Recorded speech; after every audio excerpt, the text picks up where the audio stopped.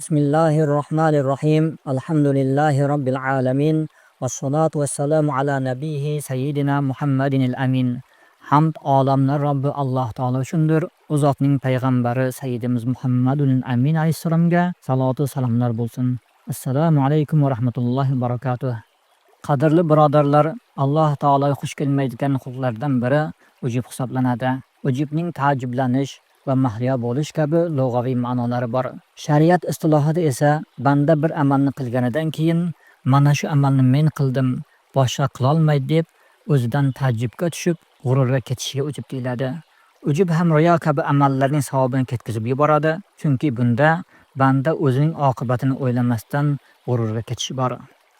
Ujubning savoblarini botil qilish haqida Imom Abu Bakr al-Bazzor rahmatullohning Al-Bahruz Zahhar kitobida ushbu hadisi sharif keltirilgan.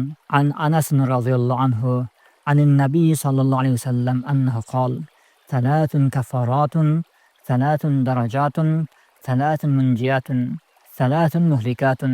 Fa ammal kafaratu fa isbaghul wudu'i fi as-sabarati wa intidharu as-salat ba'da as-salati wa naqlu al-aqdam ila al-jama'at. Wa amma ad-darajatu fa it'amu at-ta'ami wa ifsha'u as-salami والصلاة بالليل والناس نيام.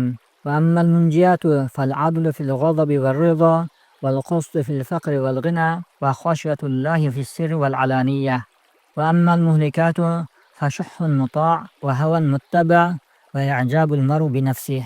Anas radhiyallohu anhudan Nabiy sallallohu alayhi vasallamdan: "Albatta u zot 3 narsa kaforatdir, 3 narsa darajatdir, 3 narsa najot beruvchidir, 3 narsa halok qiluvchidir." Kafforatlar izg'irin tonglarda tahoratni to'liq qilmoqlik, namoz o'qiganidan keyin yana keyingi namozni ham intizor bo'lib kutishlik va jamoat uchun bosilgan qadamlardir. Darajatlar taom berishlik, salomni oshkor berishlik va kechasi insonlar uxlagan vaqtda namoz o'qishlikdir.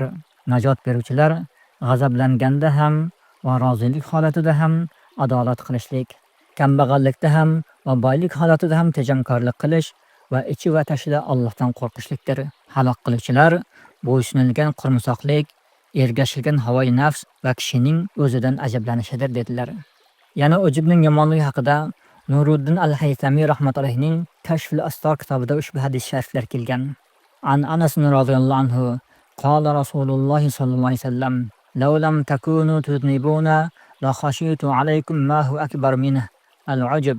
Anas radhiyallohu anhudan u zot aytdilar: Rasululloh sallallohu alayhi vasallam: "Agar hech bir gunoh qilmagan taqdirlaringizda undan ham kattaroq narsani qilishlaringizdan qo'rqaman.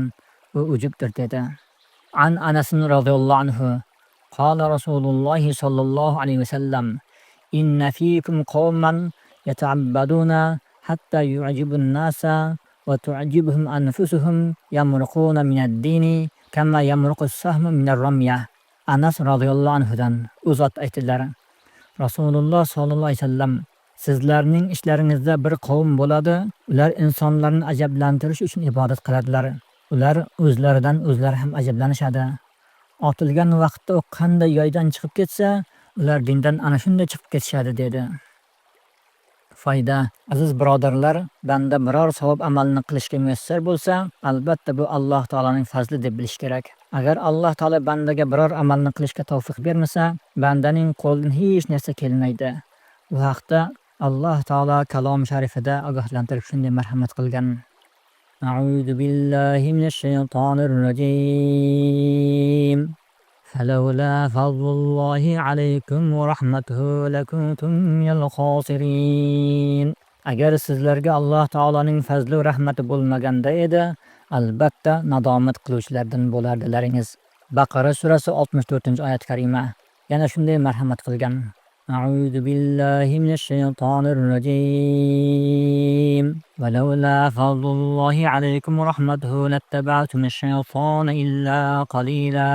Agar sizlarga Alloh taoloning fazli va rahmati bo'lmaganda edi, albatta shaytonga ergashib ketardilaringiz, magaram ozgina qolardilaringiz.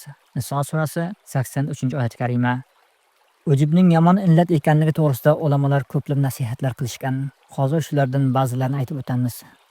Wa an Ali radhiyallohu anhu qala: "Al-a'jab afatul albab."